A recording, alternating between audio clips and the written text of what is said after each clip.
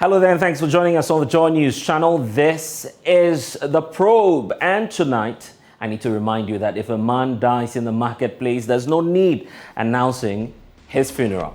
I learned these words from the Venerable ABA Fuseni, who's a Member of Parliament for Sagnerugu. But it is now clear from our side, and Joy News can confidently say, that the likes of ABA Fuseni and 15 others will not make it to Parliament next year.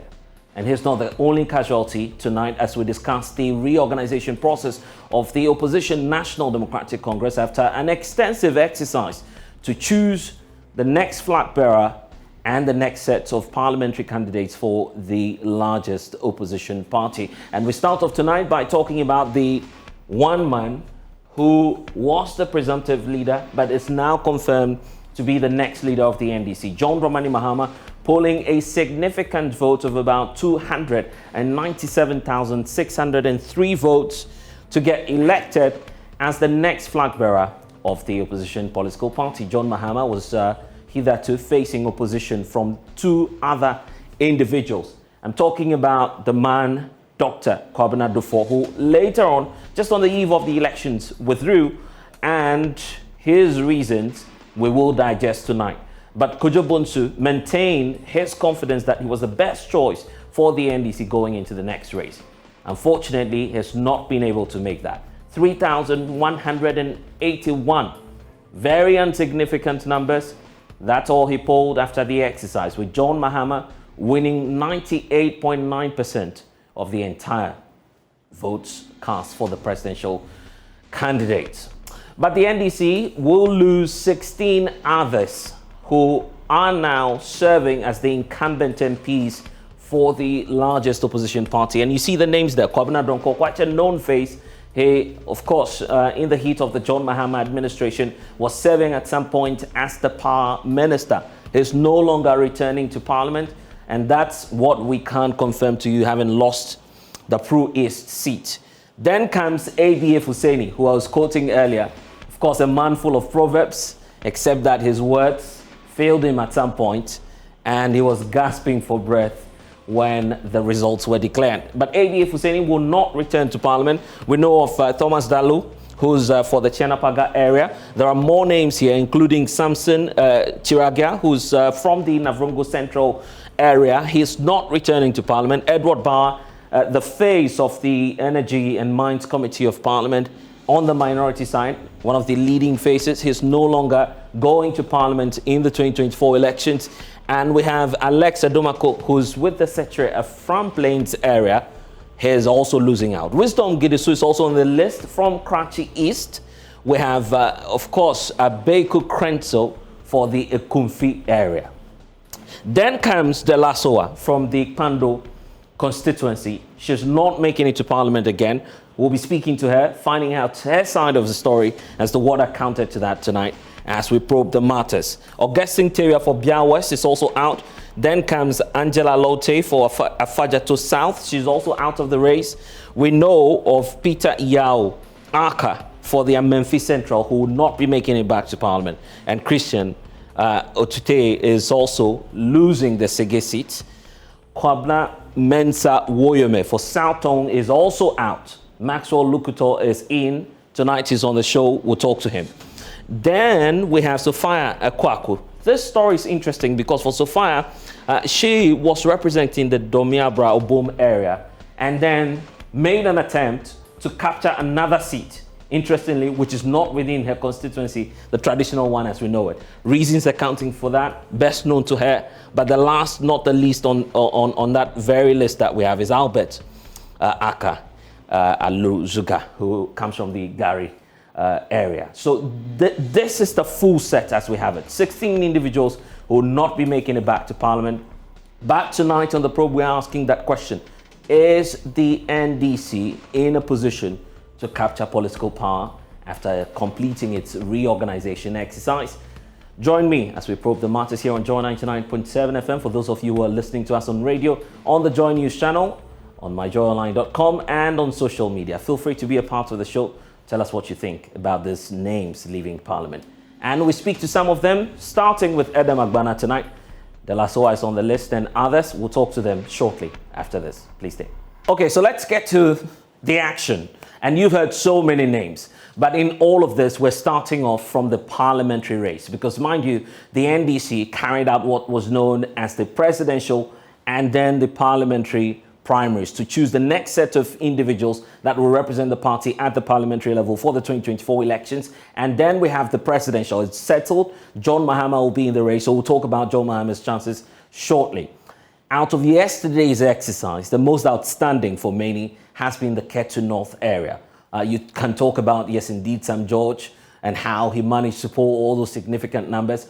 But Ketu South has a unique story because of one man, Edem Agbana, who initially, for many, was declared the winner, only for a recount to be called. When the recount was done, it appears that one ballot, which made him the victor, is in question now. But is Edem Agbana the likely winner, or can we confidently say that he is the next MP for the Ketu North area? So let's get to it. Edem is joining us tonight here on The Probe. We'll talk about the 16 names shortly. But Edem, thanks for joining us here on The Probe. Let's start off from the contest last night. What would be your brief description about the stiff opposition you were facing last night?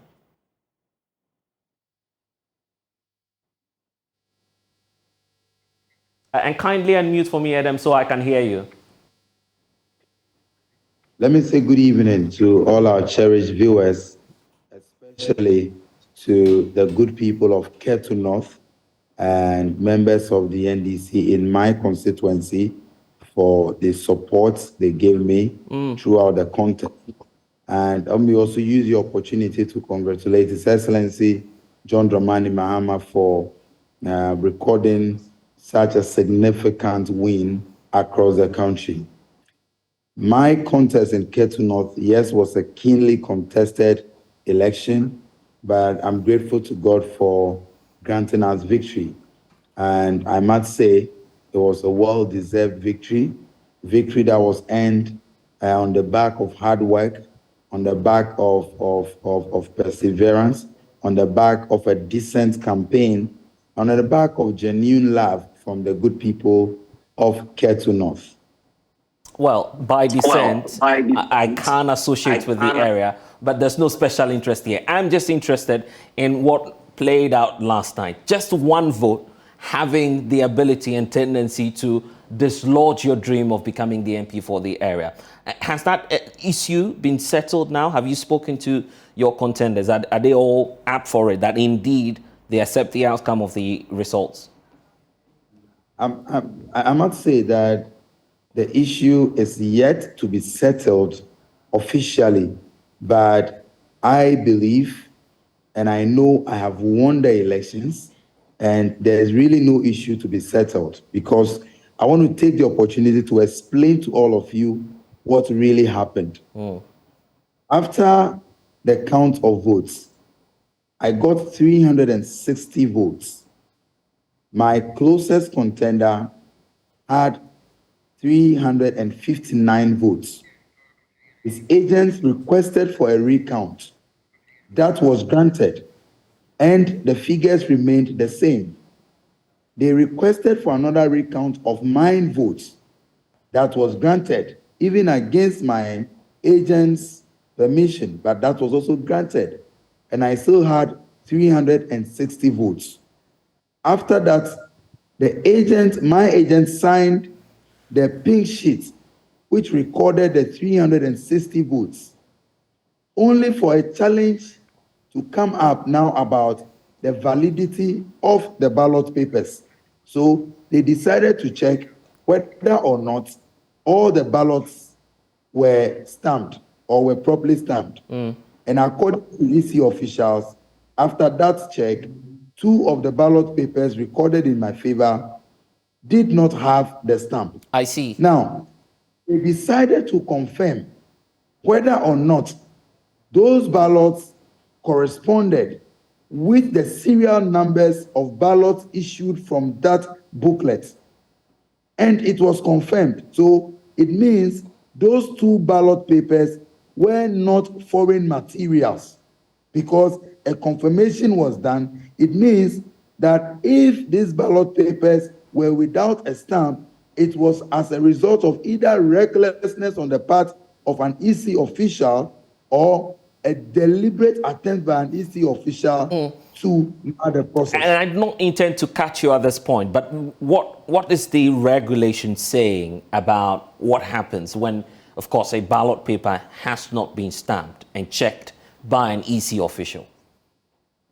What the regulation says is that, when there is overvoting, in a case of overvoting, then you proceed to check the validity of ballot papers to see whether or not foreign materials were entered or were brought into the ballot box. But in this case, there is a confirmation that those ballots were actually issued by EC officials. And we corresponded, we were able to check, and it was confirmed. How do you punish a candidate or the voter for the abysmal job done by an EC official? There is a winner in Ketu North.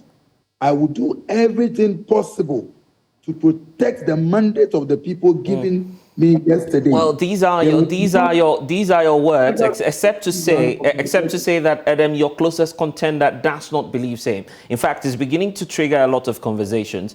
We've seen, for instance, the latest update on this, that your regional executives have been asked to come to the national capital, Accra, for a dialogue on this.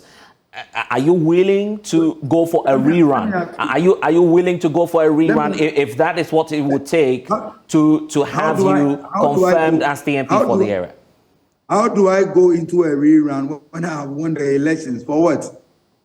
How do I go into a rerun when I've already won the elections? There is a clear winner in the elections, and the winner is Edem Agbana. I will not, and I must say this on record, I will not allow anyone to steal the ballots were not issued by me or by my team. It has been confirmed that the serial number shows that those two ballots were taken from the booklets as the EC conducted. If you're not scared, Adam, if you're not scared of your legitimacy, your popularity, and how your message resonates with the grassroots, why not simply accept this for a rerun to prove that indeed clearly you're the next parliamentary candidate for the NDC in Ketu North? What is it about fear? Well, eight of us in a contest, and I came up on top. I have been part of very competitive elections, and by God's grace, I've won all. If there was a tie or the need for a rerun of the elections, and it is legitimate, I will gladly submit myself to same. But when I have seen, and everyone can confirm that I am victorious, how do you want me to go submit myself to a process and say I'm trying to prove a point that I am not scared?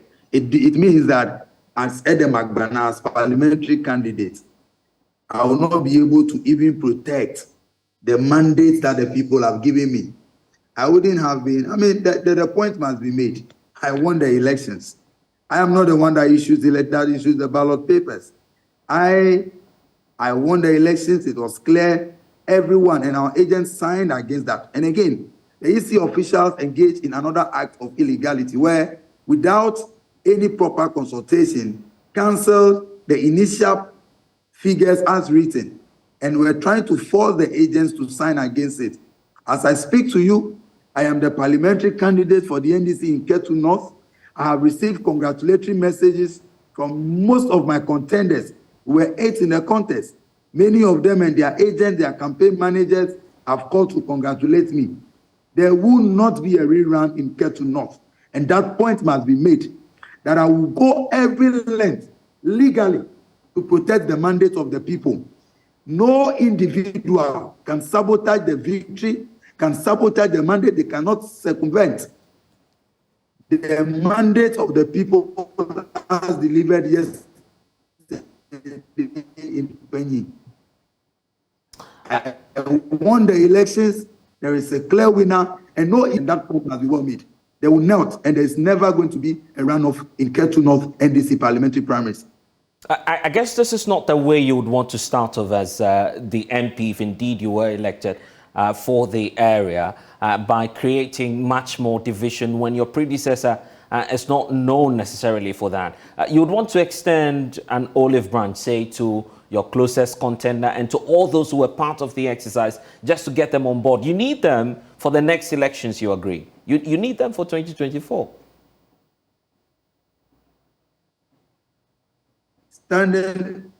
Standing up for what is right, standing up for what is right, it doesn't mean you are creating division. Fighting for what is truthful is not creating of division. In fact, if there is anything that divides us, it is an attempt by the Electoral Commission to subvert the will of the people. If there is anything that divides us, it is an attempt to rob me and my team of the victory that we fought. I am a very, very responsible leader. And throughout my campaign, I conducted a very decent, very modest campaign. I got the support of the people and they voted for me to win. I will protect their mandate for them. I'm not sure in 2024, the NDC is looking for a parliamentary candidate who will freely give away victory even when everything shows that he or she has won. I'm not sure the people of Ketunok are looking for a timid soul as their parliamentary candidate. If they were looking for a timid soul, they wouldn't have voted for me. I fought, we worked very, very hard. And like I said, nobody can take the victory away from us. We have won. All of these discussions about rerun and what have you, I find them to be some jokes of a sort. I see. The NDC in Ketunok has decided Edem Agbana is the winner. Shall go every length legitimately to take that victory. Have you started speaking to national leadership of the NDC? Because they will be crucial in this, in bringing finality to the disagreements that we're witnessing within your area. Have you spoken to any or any of the regional executives? I have received calls from national executives about a meeting somewhere later in the week. I will avail myself to the meeting, but I am saying that even before I go into the meeting, I have won the elections, and it is clear. I don't know why I would want to think that it would take somebody else. I mean, the victory is clear. How do you want a candidate to be punished for an EC official not performing his or her duties well? It will not happen. I have won the elections. And you see, a lot of people are thinking that there's the purported news of rerun as a result of recounting the ballot. But that is not the case. What happened was that after even the several recounts that they requested, I won with a single vote. The rerun that they are claiming is because they claim an EC official has not stamped my ballot, two of my ballot papers. Am I the one that issues the ballot papers? Even when it has been confirmed that the serial numbers shows that these ballots really were issued by EC officials, you want me to take responsibility for that? Well, there are several cases, decided cases, even in our courts, about similar instances.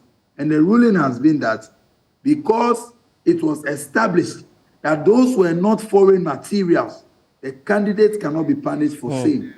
We shall go every length to protect the victory, the mandate that the people have given me. There will not be a runoff in Ketunok. All right. That's Edem Agbana for us. Thanks for joining us tonight. It's just the start of what we're about to witness within the Ketu North area. Very passionate about the victory, as he's pointing to, but we understand there's a meeting scheduled on that score. Edem will be part of that meeting tonight. He's got everyone waiting. There are more persons joining us. We have the MP for Kando, De La Soa, who it appears the delegates have not renewed her mandate. She's joining us via Zoom. Thank you. And it's amazing to speak to you on a Mother's Day. Happy Mother's Day, by the way. And you've not been re-elected. How does that make you feel in the first place?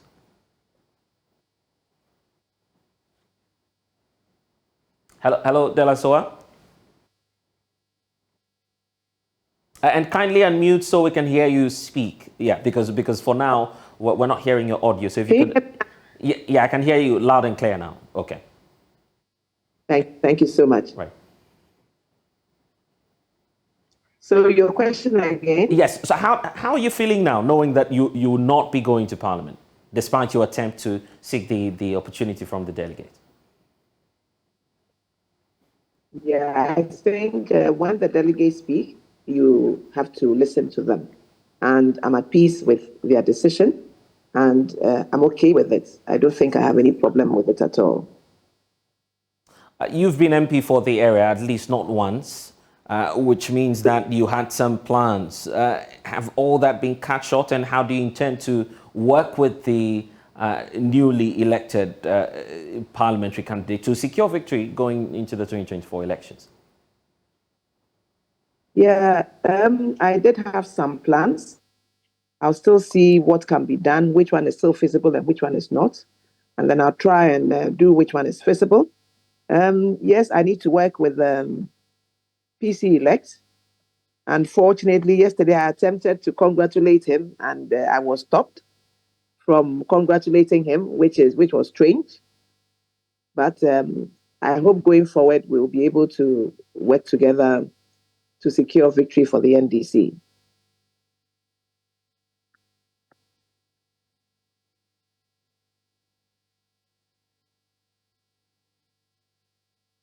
Pointing to, of course, reasons best known to them, just as we've seen in other constituencies. But in your case, what is your story?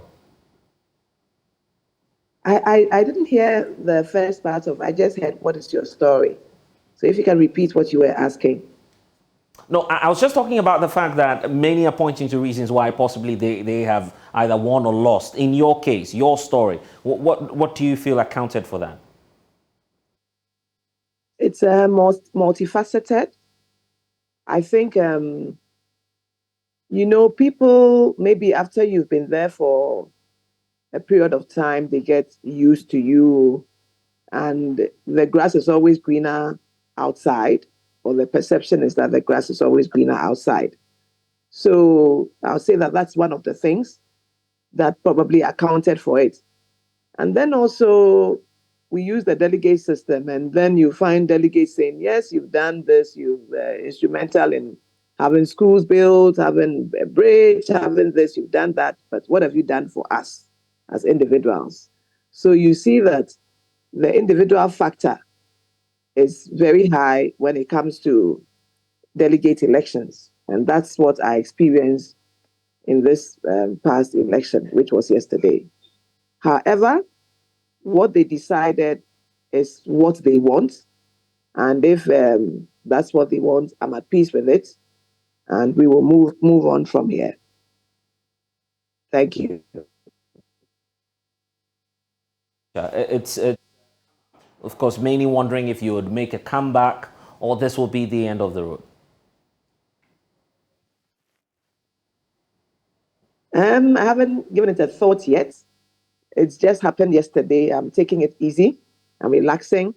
And then I'll pick up my thoughts going forward. But right now, I haven't thought of whether there'll be a comeback or whether to hang my boots. And of course, John Mahama has been elected as your presidential candidate. Don't forget, you are very, of course, confident that he'll be making a comeback. In what ways do you intend to contribute to that? Oh, definitely. I'll contribute my quota. I'll do everything possible in my constituency and what also I can do outside my constituency to ensure that he becomes the president come 2025. It's a must. And we all have to join forces, work together, and ensure that that does happen. So, in my little corner, right here in Kpandu, I'm still in Kpandu, right here in Kpandu, we'll do whatever we can to ensure that we give him the highest of votes come 2024, 7 December. Watching us now on television, what's your message to the grassroots? My message to the grassroots is it's not going to be easy. We need a united front. We need to come together to fight the bigger battle ahead. This one that just passed is an internal battle. but there's a bigger one out there, and we can only win when we are one with one voice. So that's the message I have for the grassroots, that we need to be united to be successful going forward.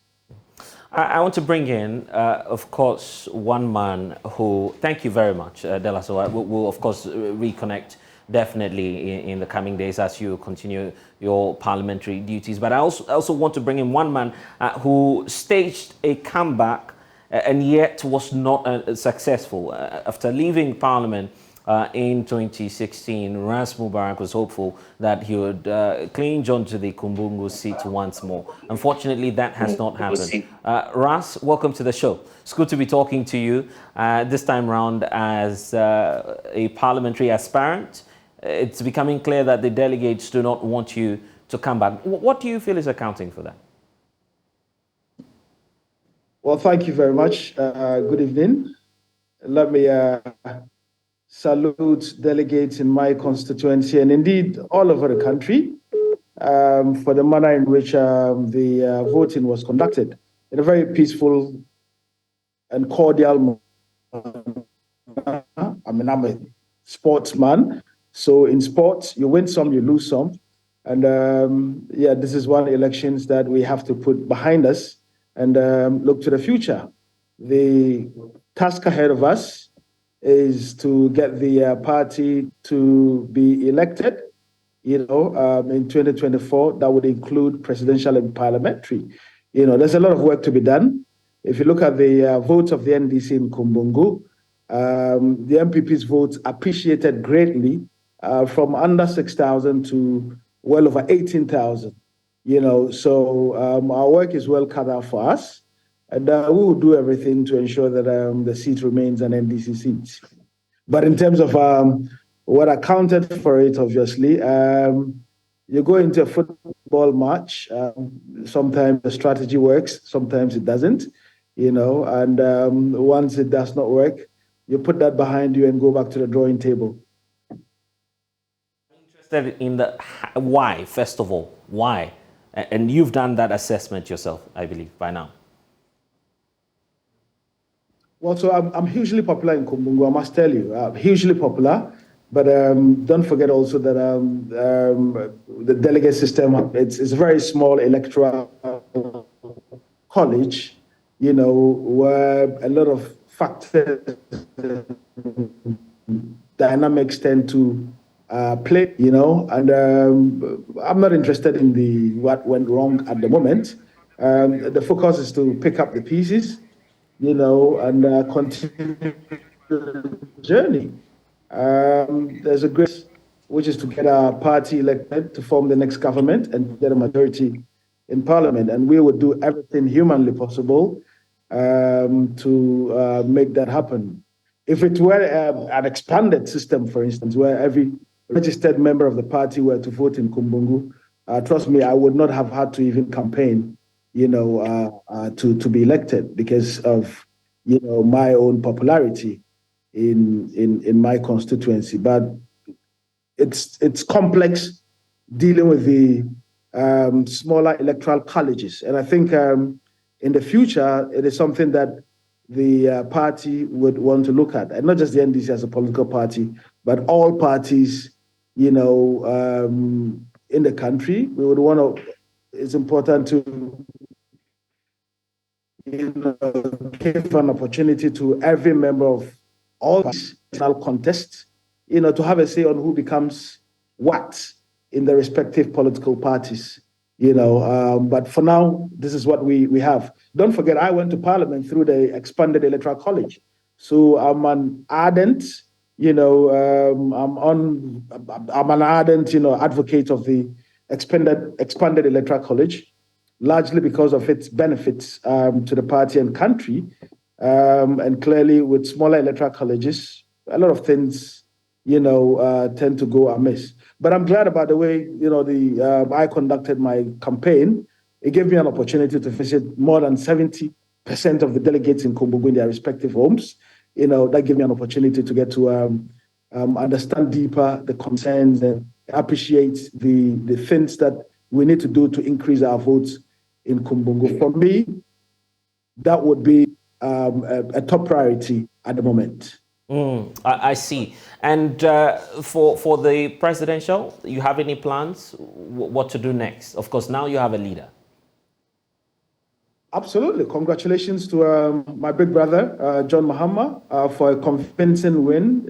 In Kumbungu, he garnered all the votes. You know, he garnered all the votes. And that is quite exciting. I think that all members of our great party would have to rally behind, flag bearer Mahama now. The country is dying for change. The country has missed him so greatly. There are greater things for us to do in 2024. And don't forget, he'll be faced with candidates from the opposing side who are inexperienced. And it's quite risky for us to exchange experience for inexperience. President Mahama is deeply passionate about our country, very competent, and I would urge all Ghanaian voters that we should not make the same mistake we made in 2016 and subsequently 2020. Now we are faced with the results of, reposing our confidence in someone who wasn't experienced, but was given an opportunity to run the affairs of the country. And the verdict is that, there are problems, serious, very monumental challenges with our economy resulting from this same thing that we've been talking about time and again: inexperience, lack of competence, lack of courage to actually do the right thing for the country. One would expect that by now, government would have reduced its size. By now, we would see a reduction in some of the profligacy. Unfortunately, these things are still happening, and we are hopeful that not just members of the NDC, but Ghanaians would wholeheartedly rally around the NDC to get us back into government. And this is not also to downplay the fact that when we come in 2024, our government would be faced with serious challenges, but challenges that could be surmounted if we put more people who are experienced in government to help the president. And with President Mohammed's track record of work as president between 2013 and 2016, I have absolutely no doubt in my mind that he will lead the promised land. Ras, I need you to stay on with us. Later on, we'll be having an extensive conversation on the presidency and what happens in 2024. Just before I introduce my guest in studio, let me bring in Titus Bayo, because Titus Bayo has an interesting story. Was one time General Secretary of the Ghana Medical Association, and all of a sudden moved into politics when many of us were not expecting that. Titus, welcome to the program. Congratulations. Lambusie is now yours. How did it happen? Good evening to our viewers, and thank you for having me on the program. And indeed, yes, thanks for congratulating me. And I would use the opportunity to thank my team and thank the delegates of Lambusie who have given me this opportunity to serve in this capacity or as a lead person in the battle that we are going into. And also thank my other contenders for giving us a very good race that resulted in a very calm, peaceful election that hopefully is going to unite the party. But it's taking the grace of God, hard work, support of a lot of people to come this far. So it's not just my doing, but that of the entire party in Lambusie. So were you planning this all this while when you were General Secretary of the Ghana Medical Association? I like your question. I have stated that, yes, I have been a member of the party. I have been contributing my quota for some time now, but I discharged my duties professionally. And so when I was General Secretary of the Medical Association, I acted in accordance with our rules, and I spoke the voice of the doctors in Ghana and not the voice of any political party.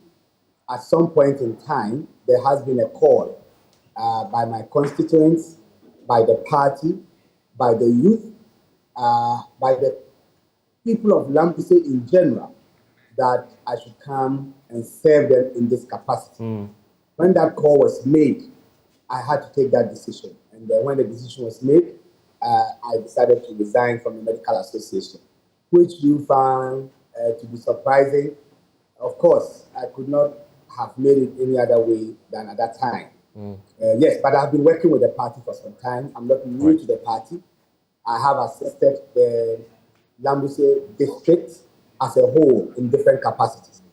And I think the delegates were privy to this and decided to reward me by electing me.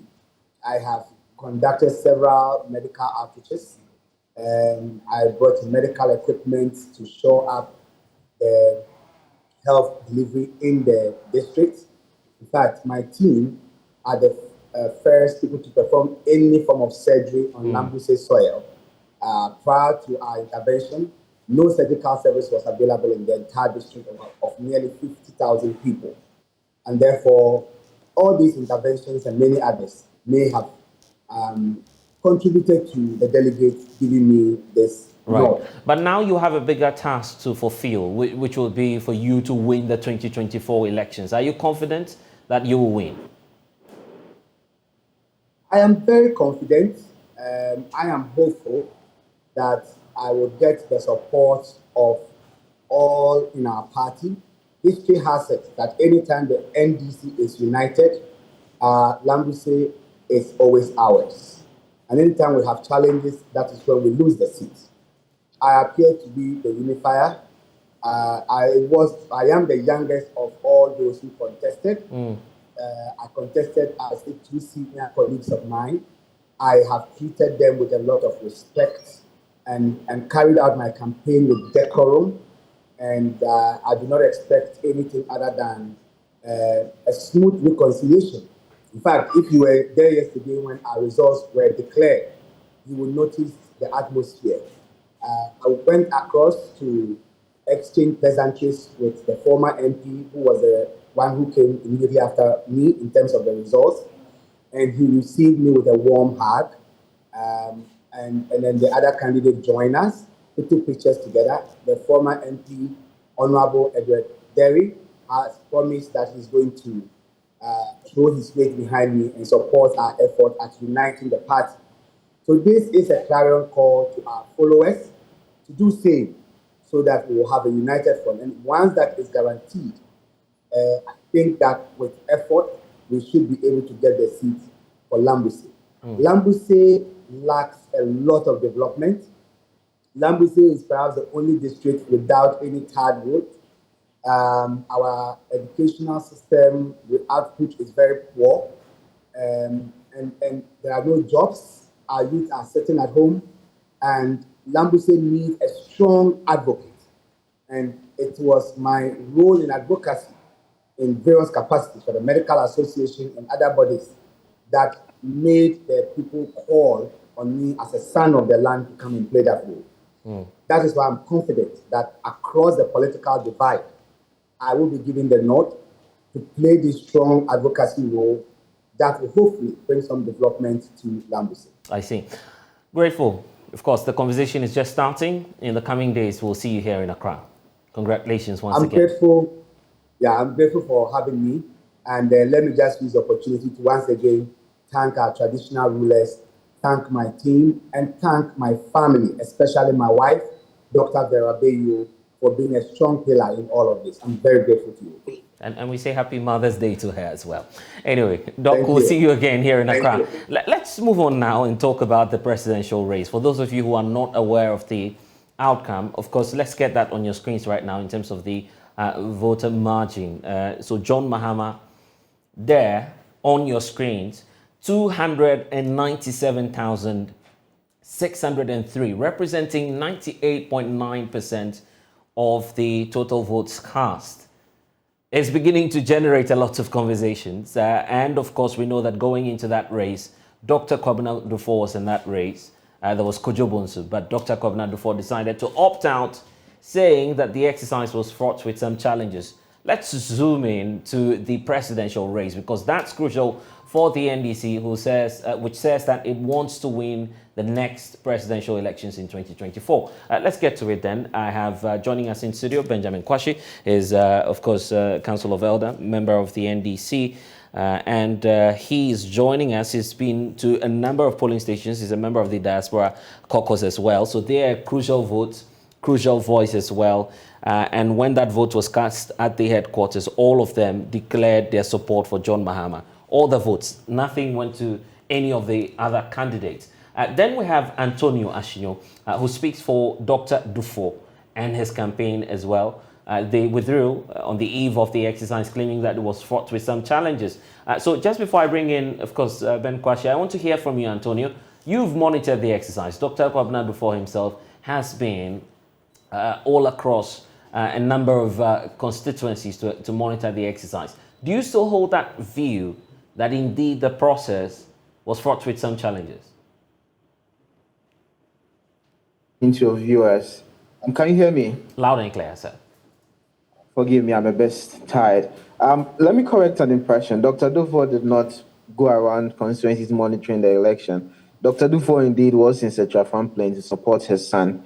That's the only place he was, and that was to support his son and brother. Do we still hold that view? Yeah, we do. We still hold that view that we were not satisfied with the photo album delegate register. We were not satisfied with the processes that the party attempted in using to resolve the matter. And after the time the party announced to go into the election, we were still in a technical meeting with the team. So we thought the party had not treated us fairly. Reason why, on principle grounds, Dr. Dufo pulled out of the race. And it's important to note that the infractions and anomalies that were talked about by Dr. Dufo were not denied by the party in any form. So we were not ready to accept until the correcting is being done. So as a matter of principle, Dr. Dufo decided to pull out of the race, and he did wish everyone well. In a statement, he did say that he was going to help in strengthening the grassroots for the 2024 election.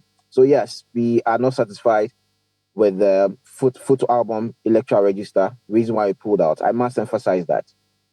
Same album was used for Kwabena Dufo Jr. Within that same such a front place area where the elections happened. He supervised this. He monitored the process, isn't it?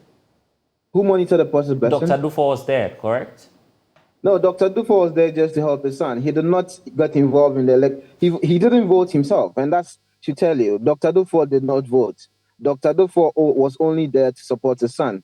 And you already know that particular constituency, he has a lot of investments there. His brother is the current MP, and his son was contestant. So Dr. Dufo's presence was not to monitor the process in any way. I emphasize, Dr. Dufo did not vote in this election. He was there to support his son and brother, but particularly his son. And when you say that he was not part of the exercise and yet was able to go to the constituency or the polling center, what was he there to do exactly? To just campaign or to do what exactly? Blessing, I've made it clear over and over. Dr. Dufo's son, Dr. Kwabena Jr., the second, was a contestant in that race as a parliamentary candidate. Honorable Alex Adomakon, the current MP, is Dr. Dufo's brother. So Dr. Dufo was there to support his son. He did not participate in the electoral process. He did not vote anywhere. If you have a record of Dr. Dufo voting, you can let us know. He did not vote. But as a father, he was there to support his son, who is an adult, and decide what he wants. Okay. So the overall assessment is that this exercise was still not free and fair, irrespective of the resounding victory of 98.9%. It's important to note, we are not commenting. We did not, Dr. Dufo's team did not monitor the elections. We already pulled out. So in terms of speaking to the processes, I really don't have the competence to speak to because we did not monitor it. Dr. Dufo is on record to have pulled out and gave his reason. His reason was that he had identified infractions in the photo album delegate list that the party was going to use. The party indeed admit it and encourage us in having a meeting. In fact, the day Dr. Dufo pulled out, he had a meeting with the Council of Elders and the party leadership. The agreement was that a technical team from all sides or all stakeholders should come together to resolve the issue. After the time the party was announced that they were going to the polls on Saturday, which is 13th May, our team was at the party office to have that technical meeting. The technical meeting did not conclude on any resolution, and the election had to commence. So what Dr. Dufour did, as a matter of principle, irrespective of the investment he has made, irrespective of his commitment to the party, was to send that message as a matter of principle that he was still not satisfied and he cannot be part of a process that he had questioned. So in terms of the process on Saturday, Dr. Dufour has no commentary on it because we did not monitor it.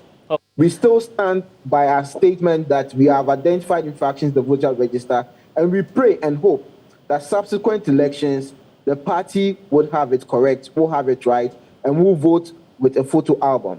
Okay, Adam, just hold on for us. Ras Mubarak is also with us. Just hold on. All of you, just hold on. Let me bring in Benjamin Kwashe. You've also monitored the process. He says that there's a significant challenge, and they believe that's part of the reasons why John Mahama is witnessing that significant or landslide victory of 98.9%. Well, it's too much for an individual, isn't it? No, it's not. Blessed, good evening to you and to our cherished viewers. I think I've always maintained this, that President Mahama has always been our presumptive leader, and I've always said that the good works of President Mahama precedes him always. We are happy with the margin that he won with. I believe that my good friend Antonio has also expressed the Dr. Dufour's challenges. We all heard him when he withdrew from the race. And I believe that, look, the NDC party at the end of the day has won. We all come together, we forge ahead. I'm happy. My good friend Antonio also indicated that Dr. Dufour is ready to work with the party, especially galvanizing the grassroots for a resounding victory in 2024. Look, the elections that the NDC went into was a very crucial one. It was crucial in the sense that we needed our base to come on board in decision-making and ensuring that we choose a leader that we all wanted, a leader that we can all rally around. Fortunately for us, it's more than a resounding victory. President Mahama has been declared the winner. The party declared him, the Electoral Commission declared him, and I think this is the time for us to move on as a party. I mean, it appeared at some point that almost all the structures of the party were tilted towards an individual. Is the concern of the Dufour team, for instance, the fact that they've raised concerns about the voter album, the pictures, the credibility of it? No one dealt with that. Even when he went to court, the Council of Elders, the leading names in the NDC, still prevailed on him to withdraw the case. Why is it that the entire structures within the NDC are just against Dufour and the others who are campaigning? Blessed, when I came in here, I had decided not to delve into these issues because I believe that we passed that now as a party. But what I can tell is that the NDC has never used photo albums. They always give you the delegate list. And very happily, I realized that the Dufour team indicated that they had their delegates list. The voting was conducted based on the delegates list. If the Dufour camp said they didn't have the delegates list, then it's a concern. The photo album, the party decided to go with trends. The party wanted to ensure that, you know, we develop with technology as it stands. So the Electoral Committee decided to come up with the voter album. It didn't work. There were certain constituencies. As at the time he filed in court, I was told he was left with about 47 constituencies. But if he had waited, I was on a program with Jibril, one of the members of the Electoral Committee, and he said it could take an hour and 30 minutes to have solved that problem. And so we understand he went to court. We understand that he had a broad discussion with the Council of Elders. And all these points that he has raised were raised in that meeting. And the Council of Elders, I believe, did everything to satisfy whatever his team had in mind. And I think that, look, we're done with the elections. The NDC has won. The NDC has resoundingly given President John Dramani Mahama our support, our vote. We believe that he's the man to lead us. And I think that let's all come on board, irrespective of whether we pulled out, irrespective of whether we lost. the focal point is rescuing the sinking ship called Ghana from this inept MPP administration. And it is only President John Dramani Mahama that can lead us into And that. the challenge you still have is that if you don't have such a crucial faction of the party, Dufo controls a significant number. Well, it's subject to a lot of conversation, but you can't take him out in terms of the resources, how he supports the party, the numbers he controls. Even the Ahunto project, for instance, he was running, is deemed to be tailored towards the grassroots of the party. By asking him or by working against him, let me just use that word, may not be helpful to the unity of the party that you need to secure victory in 2024. The party will never work against any member in good standing. It's a party. We bring everybody on board. We ensure that the greater good of the party is what is achieved. I don't think anybody is going to push Dr. Dufour or his team aside. No. If you realize in the engagements that we had, the top brass of the National Executive, the top brass of the Council of Elders, they value him. They realize that he's somebody that will significant authority in the party. But what we need to agree on right now is that the elections are over. If Dr. Dufour, that we know, a very good person, a very loyal person to the NDC party, I believe that he will continue giving the help that he's going to give. Give it to his younger brother, President John Dramani Mahama, give it to the party, support the grassroots so that we can win elections. And you know what? His vision was to develop Ghana. Today, the NDC says President John Dramani Mahama is the one to lead us into that mission. It is imperative on Dr. Dufour to support President John Dramani Mahama so that we make Ghana a better place for us. And by the way, is John Mahama the solution to the NDC's problems, the quest to win power in 2024? Well, we are here as a country today because somebody said we should try him and see. We are here as a country. We are in the ditch that we find ourselves because we gave somebody the opportunity to rule us or to govern us on the premise that we should try him and see. President Mahama has stated clearly that he's been there before. Blessed, you know the challenges that President John Dramani Mahama faced when he was in government. Some local, some international. But the monumental failure that we see in this current administration, it's something you can never compare to the John Dramani administration. We in the NDC, and not only in the NDC, Ghanaians at large. I had the opportunity to travel with President Mahama on most of the tours, and you could see how angry, determined, and so focused the people were. People that are not only NDC members. We had the chance to interact with some of them. And you see that Ghanaians are calling for change. And Ghanaians believe that they have not been fair to President Mahama. But some criticize you when you make that point. I was speaking to Kukubo, who's the director of research for the Dufour campaign. He says their research points to another factor, that John Mahama, Ghanaians are tired of his face in the first place, for him to be on the ticket of the NDC. And then, well, if you doubt the Dufour campaign, the EIU report says your chances may be revitalized if you work with another candidate aside John Mahama. Have you read the EIU report that came last month? I think they are moving from that trajectory. Yes, but John Mahama appears to be a challenge for the party. I'm going to speak to the issue of Kukubo, my brother, who is a research officer for the Dufour campaign. Look, our approach is not to criticize. At this point, we have all seen that President Mahama has led the discussion. He has said he's going to work with everybody. So some of us will not come and sit here and apportion blames. But during one of the interviews you granted with Kukubo, when we were speaking about the court injunction and others, I heard you ask him, I think there's a journalist that asked him that, what is the solution? And he said the only solution was that the elections should be postponed. Now, as a democratic person, if there are challenges that we have as a party, I don't think the solution is to truncate a process that is geared towards winning power for us. John Mahama, nobody can say it's not what Ghanaians are looking for. It is people who are scared of him that make this argument. That but President what's Mahama, the interest of EIU, for instance? The EIU is a think tank. They are saying your chances will be revitalized if you change the face you've been using since 2016. We believe in the good works of President John Dramani Mahama. Over time, the EIU report keeps changing. The last report never said anything about the credibility or the persona of President John Mahama. It gives us, the NDC, the upper hand and says we will win the election. What is happening is that President Dramani Mahama is ensuring that he's telling Ghanaians what he would come and do. The mistakes he has made as a leader, he acknowledges them. And he says, look, I've been there before. I know how these things were when I was a president. And in fact, I call him a prophet of a sort, because I remember he said this thing to Bawumia, that if you've never been anywhere close to the presidency, certain comments you don't make. And today we are seeing it. The economic messiah that we all hailed him to be today has gone to sleep.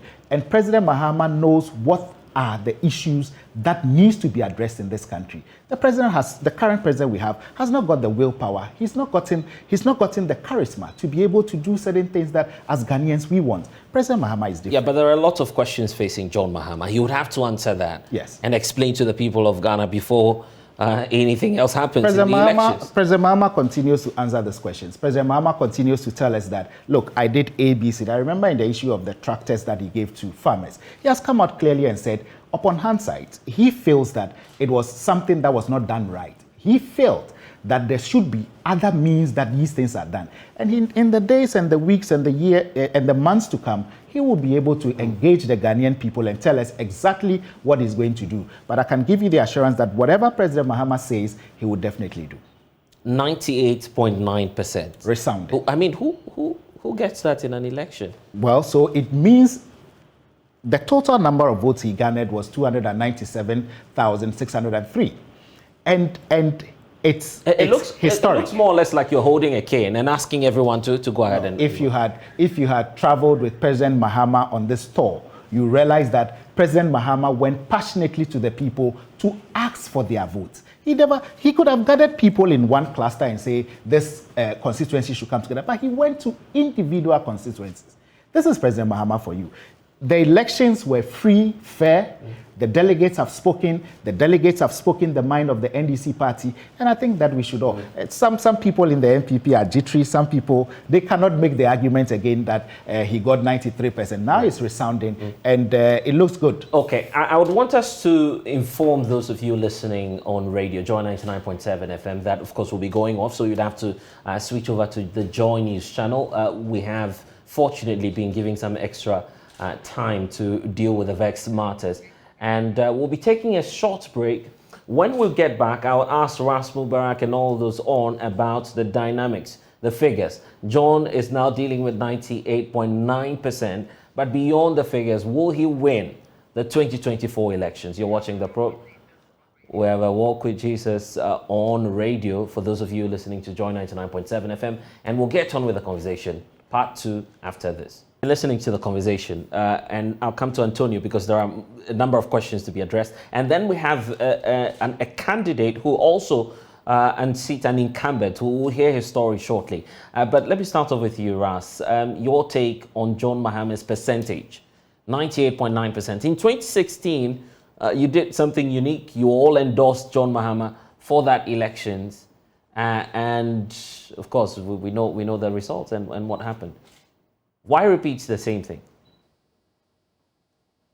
Well, the numbers weren't surprising. You know, the grassroots of our party are clearly yearning for John Mahama to, win the presidency. And I'm confident that the elections would go our way in 2024. You obviously could not compare the circumstances of 2016 or 2020 to 2024 elections. The dynamics would be different. The candidates, aside the NDC's candidates, would be different. More than likely, it's going to be Alan or Bawumia, and both of them are quite inexperienced when it comes to being at the helm of affairs as president. And given the enormity, given the challenges that the country is facing, we can't risk bringing another person who is inexperienced about governance, who has never been president before, to lead us out of the mess we find ourselves, especially if these two people, either Bawumia or Alan, were deeply part of the problem. Members of the economic management team They touted the credentials of Dr. Baumia severally to Ghanaians. And clearly, we all can see that it was nothing but froth. It was nothing but just an opportunity to be there because John Mahama was president. And it's been a monumental flop for them. John is the candidate to beat. The 2024 elections is ours to lose. Certainly a day is a lifetime in politics. And the fact that Ghanaians are yearning for us to be back in government does not mean we should rest on our oars. There's a lot of work to be done. We would have to go out for every vote, up and down the country. The party is obviously, undoubtedly united. 98.9% is a huge margin. That is over. The internal elections are behind us. The task ahead of us now is to be able to sell our message quickly to the Ghanaian public, and beyond selling our message quickly to the Ghanaian public, actually go out there to get the vote. Mistakes were made, obviously, in previous elections, and I believe by now we've learned those mistakes, and those mistakes would not reoccur in the upcoming elections in 2024. But I'm very confident that we would emerge victorious, in the next national elections. And certainly with John Mahama as president, he comes to the table with enormous experience. He comes to the table with a lot of competences. He comes to the table as a man who is deeply patriotic about our country. He's running not for himself, but when your country is in the doldrums, it requires for you, to put yourself up for election, whether at the local level or at the national level. And that's exactly what President Mahama is doing. He's not sitting on the fence and saying, "Hi," he's offering himself, once again to the people of Ghana. And we are confident that given the mess that the MPPs plunged us in, the election is going to go in our favor. But to get there, we would have to work our socks off. We would have to go out for every vote that is out there. The reason why I asked you to stay on is precisely because of Parliament and what we're seeing. 16 incumbent MPs are receding, which means that they will not be going back to Parliament. And yet there's a leadership crisis there. You disagree? Well, I disagree with you if you say there's a leadership crisis. The Honorable Atuforsin, minority leader, firmly on the ball, ably supported by, Govins Abuja as the whip, Ahmed Ibrahim, and of course, Kofi Amaboa. These are all people with enormous experiences in Parliament, and I do believe that there are still quite a number of people in there who can help them do the job. But don't forget also that once the NDC win the presidency, perhaps some of them would find themselves, in government as ministers, But in terms of the experiences and competences of those leading the minority now, I have absolutely no doubt in my mind that they would deliver. For every new leadership, there's always, false starts, and obviously with what happened in Parliament over the approval of ministers of the president, you can't blame that on the new leadership that are just, taking over. So there isn't a crisis in Parliament, as you would want to put it. Ato is very, very competent. I mean, he's been there, he's into his 16th year, I believe, and clearly there's a lot of work to be done, and one would be to ensure that we close ranks and deliver a parliamentary majority to enable, President Mahama deliver our pre-election promises to the Ghanaian public. Okay. It's going to be an exciting new parliament. It's unfortunate that we've lost the likes of Edward Bauer, clearly a man who has distinguished himself very well on the Mines and Energy Committee. Of course, the Honorable Woyome on the Youth and Sports Committee, a very distinguished personality. Right. I mean, my sadness stems from the fact that seasoned MPs, some of them, have also decided not to run for re-election. Because Okay, Parliament is not to cut you, not to cut you short, but the MP you were talking about, Kobla Mensah Woyome, what's the reason for which you felt that at least he should have stayed back in Parliament? I'm not picking up on Kobla Mensah Woyome particularly, but I'm saying that with the way the architecture of our Parliament is, you need experience in Parliament and not experiment. Look, when we win the next elections, in our entry, we will be confronted with a lot of our challenges as a country. You know, it's difficult navigating through, those challenges. And don't forget that a lot of these things would find itself in Parliament, which would have to approve some of these things. So you need people who are competent, who understand, legislation, who can best help a new government, find its bearing and get the things that they ought to be doing right for the country.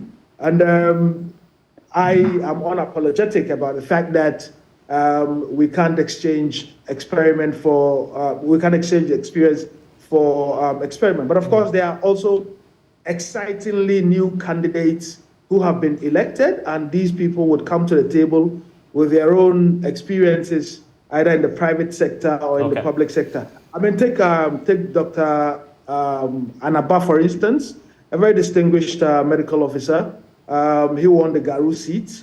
Obviously, if he wins he won the primary. If he wins the elections, clearly his contributions to the Health Committee in Parliament would be very enriched. Wow. This was a man who headed at one point the Ridge Hospital. So these new candidates who have gotten a leg in the door, hopefully when many of them or all of them win, would have to learn quickly. There would be no room for us to learn on the job. This is the time for them to get their P's and Q's right, for them to abreast themselves with the Constitution, with the standing orders of Parliament. Right. So let's bring in Maxwell Lukuto, and of course that's why I was asking you the question about Kobla Mensah Woyome. He's the one who unseats Mensah Woyome, and it means that you'll be fitting into very big shoes. Max, welcome to the program. You have a lot of work to do. Thank you so much. Good evening. Welcome. I was just indicating that you're feeling big shoes, as Rasmus Barak was pointing out, replacing an experienced member of Parliament. How do you plan to make up for that? Yeah, I believe that there are processes for new parliamentarians to be taken through to come to speed with what they are supposed to be doing in the House. And I believe that people get to the House to gain the experience Ras is alluding to. And I believe that we'll be taken through these processes, and sooner or later we'll come to the table with our A game. I am not perturbed at all about the inexperienced cliche being bandied about. I believe that it takes a smart person some few days or so to be able to come to grasp with whatever the realities are. And so I believe that with the experience I've had in my private sector and on boards and committees so far, I'm up to the table, and my constituents have elected me to go to the House of Parliament to represent them. And I believe that I would quickly catch up with a lot of experienced hands around me. I'm sure that I'll learn on the job very quickly and do the needful. Okay, this is not the first time you tried this. This is, I guess, the second time, correct? And what changed this time around? Why did the delegates endorse you? This is the fourth time contesting to become a member of Parliament. I contested on 3 different occasions and couldn't win. By this time around, the delegates have awarded me with my dedication and my commitment to want to represent them. I have preached a message of being ready, willing, and able, and I'm sure they have bought into it. Beyond being ready, willing, and able, I have proved to them that there are so many things on the ground that we can do as a people. And so with those that I have done, I think that they have believed in me and given me the nod, and so shall it be. Okay, what's going to be your priority the next few days? What will you be focused on? The most immediate need for us is to get united. There has been some sharp division between us as a party in the constituency for a long time. And this is not the time to apportion blames, but as the new PC, I have just gone to meet some elders of the party this morning. I was sitting in the house of the MP, but unfortunately couldn't meet him. I want to sit down with him and then see the way forward. The other aspirants sent me congratulatory messages and also visited me at home to thank and to congratulate me. I intend to bring them quickly around for us as a united people, think about the way forward for us as a party. And so I'm sure sooner or later I will be meeting the City Member of Parliament, Honorable Governor Mensa. He sent me his congratulatory message yesterday and promised to support me in everything that I needed to get through to help the constituency move forward faster than we expect it to be. And so the immediate thing for me is to come to the table with all the aspirants and make sure that we sort out things as quickly as possible to move forward. Would this be an easy task for you, reuniting everyone, putting everyone together? The bigger picture for us is the party, not for us as individuals. And so Kobla Mensa has been in Parliament for the past 15 years, going to 16 years. And if today somebody has been voted to take over for him, I wouldn't see where there should be a problem, which will not enable us to be able to put ourselves together and move forward. I believe he's a statesman. He understands the game very well. And so I don't expect anything different from him coming around for us to work together as a people. Okay then, we'll leave it here for now. We'll see what will happen in the constituency in the days to come. Maxwell Lukuto, thank you for spending some time with us. Antonio is here. Benjamin Kwashi is also with us. Let me start off with you, Antonio. A critical point that Maxwell was just raising, party unity. Will you leave everything behind? Come together, support the John Mahama campaign for 2024? Thank you. Dr. Dufour is very much committed to the party, and he is very much willing and able to do what he's been doing. At the press conference that announced his withdrawal, he ended by saying that he's going to continue with this Ahunto project, meaning that the remaining constituencies that have not received the Ahunto projects, he's going to still invest in them. He's going to be there for the party, and we are going to work together to win the 2024 election. So is that to say that you will support the John Mahama campaign? Dr. Dufour is very much committed to the party. Anything that the party is to do to win the 2024 election, he will do. We understand that you'll be releasing a statement that will point out the future of Dr. Dufour and whether or not he will be contesting again after, say, the 2024 elections. Because after John Mahama, the party will be in some sort of a search for the next leader of the NDC. Are we likely to get some details on that? Let's say we are not there at all. This country is in a mess. This country is in a mess, and we need to win the 2024 election. All focus will be there. So forget about, yes, there will be a press statement tomorrow, but the content you will know when it's out. But I can assure you that conversations about 2028, whatever, is not going to be part of it. The commitment is for 2024, and Dr. Dufour is very much committed to the party. We've seen people speculating around that he's going to go independent, he's going to break away and form his own party, or he's going to join the MPP. Nothing of that sort is going to happen. Dr. Dufour is going to be an NDC member, and he's going to invest, empower the grassroots to make sure that we win the 2024 election and provide the needed leadership that this country needs. So give us details of what to expect tomorrow in this statement you're talking about. He'll continue with the Ahunto project. He'll sponsor, more of the constituencies.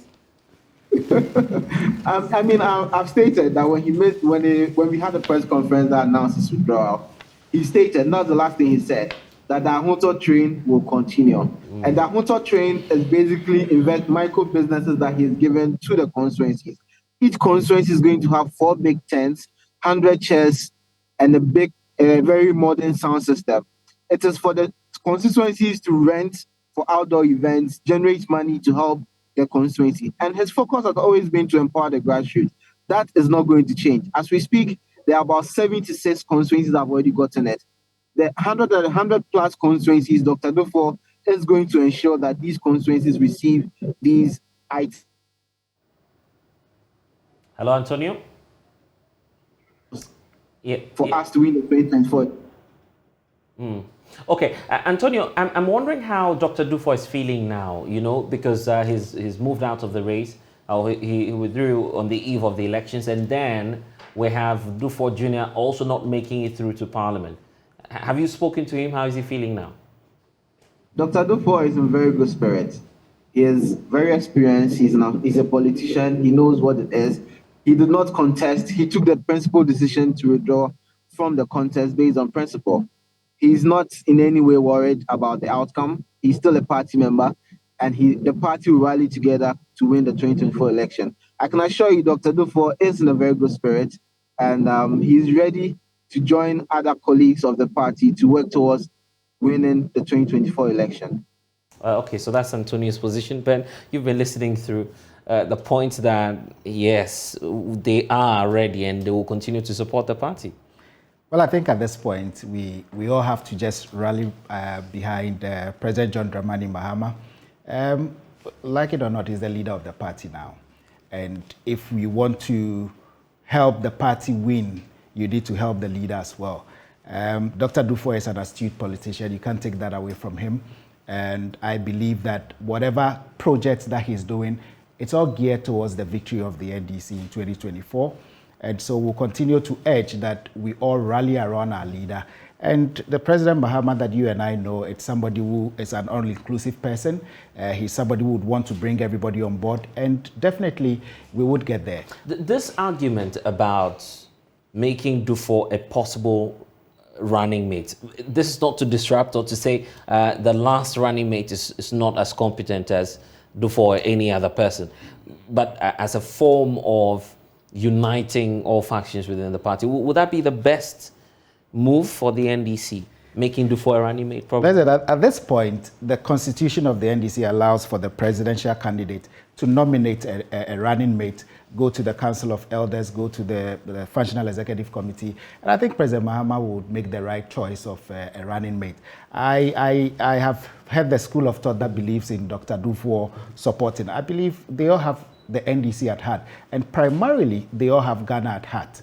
And I believe that if President Mahama, I'm not saying that is what he's going to do, right, but if he decides on whoever he wants as a running mate, he will do that in the interest not only of the NDC party, but in the interest of the Ghanaian community as a whole. Why is he even the choice of his acceptance speech? He's doing that within the Tamale area.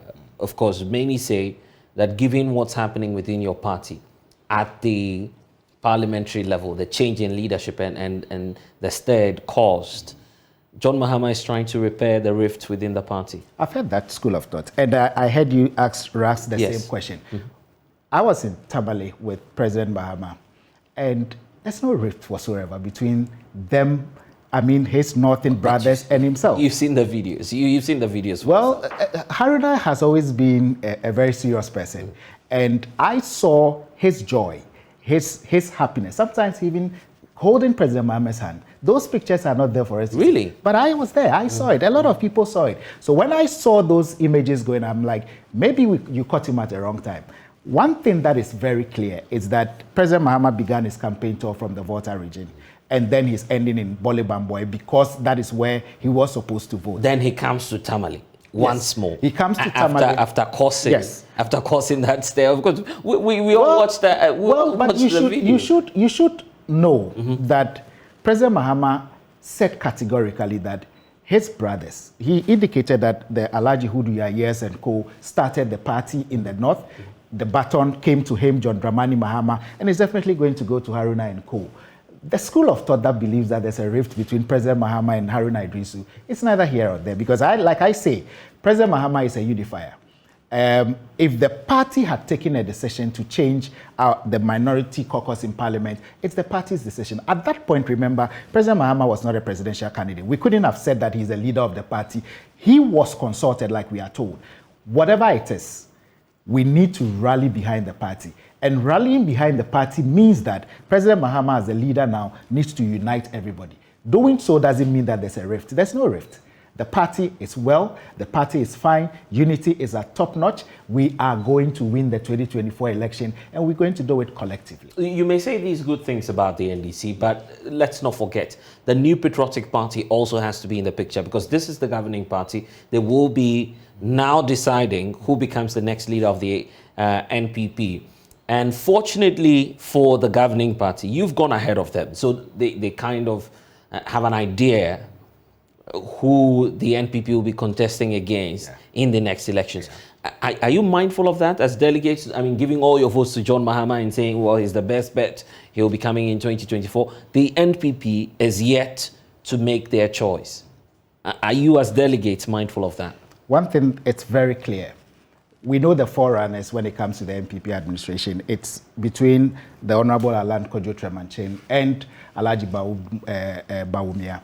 The truth of the matter is this, and I don't expect you to ask me to say, these are people that have performed abysmally. These are people that were part of the ship with President Nana Addo that has landed. The dynamics will change, don't forget. If the dynamics changes, we will ask the same questions. They were members of the economic management team. What happened? What caused us to be in such a very deep ditch? Today they are out of it. They want to portray themselves to be different, but they were part of the people that landed us into this mess in the first place. I'm not saying that there will be a walkover. There will not be a walkover. But the NDC party, in believing that we have the best solution to Ghana's problem, we'll put it out to the Ghanaian people. The Ghanaian people will listen to us. They will compare us to what the MPP administration have done. And remember, Bawumia has been the head of the economic management team. Alan Tremantin has been a member of cabinet that deals with things to do with trade and industry. Whatever it is, these people cannot absorb themselves from the mess we find ourselves in. And President Mahama will ensure we get ourselves from these difficult situations as we find ourselves. Okay, let's draw the scenario. If this is John Mahama against Mahmoud Bawumia, doctor, are you telling me that John Mahama will be the victor? President Mahama will win that election, and he will win handsomely so. I was in Waliwali, the backyard of the vice president. And I'm telling you, from what the people there have said, from what we've heard, from what we believe, that the people have not seen any development. They said it categorically to President Mahama that the last time they saw improvement in their communities was when he was in government. I heard it myself. And you have watched the videos of people that have come up with these things. And I'm telling you that President John Dramani Mahama, any day, anytime, will beat Alhaji Mahamudu Bawumia. What questions will you ask if it were to be John Kojo Tremantin? Because this is a distinguished trade minister. In fact, in terms of the highs of this government, the NPP government, he's credited for some of them. No past scene. He wasn't the former president. He was just an appointee. Yes. John Mahama has more questions to answer than Alan. An appointee that was in charge of our trade and industry for how many years? For how many years has the Honorable Alan Kojo Tremantin been the Minister of Trade and Industry? How are trade and industry facilities faring? How did we get into this economic mess when we know that our industries are not functioning? What did he do right? What didn't he do right? Today he says he promises a better government. Does it mean that the Nana Addo administration didn't give us a better government? There are questions that he has to answer as well. We need to be going. Operation 1 million votes in a minute. What's the Diaspora Caucus going to be doing to support? Well, the Diaspora Caucus has always decided to give all the support we have to the party. We continue to do that in large numbers. The chapters are all doing everything possible to ensure that the Operation 1 million vote happens, and it is definitely going to happen. The signs are clear on the wall. You've seen the margin with which President John Dramani Mahama has been elected. It means that we are serious. This time, the NDC is the NDC that Ghanaians are going to look for as the alternative. Okay, then. We need to go. Ras, will you be there in Tamale tomorrow? Yes, I would. I'm actually in the constituency. Wow. Spending a couple more days to thank the people and the chiefs and opinion leaders before I head out to Accra. So I'm actually in the north. Indeed, bring me some guinea fowl when you're returning. That's Ras Mubarak. My Indeed. constituents Yeah. for the support as always. We'll see you again in Accra, of course, and the conversation will continue. Thank you all for joining us here on the probe. And of course, that's been the assessment of the NDC's presidential and parliamentary primaries. I'm Blessed Sogah. Log on to myjoyonline.com. We have updates for you there, and we'll see you again next week. Bye-bye.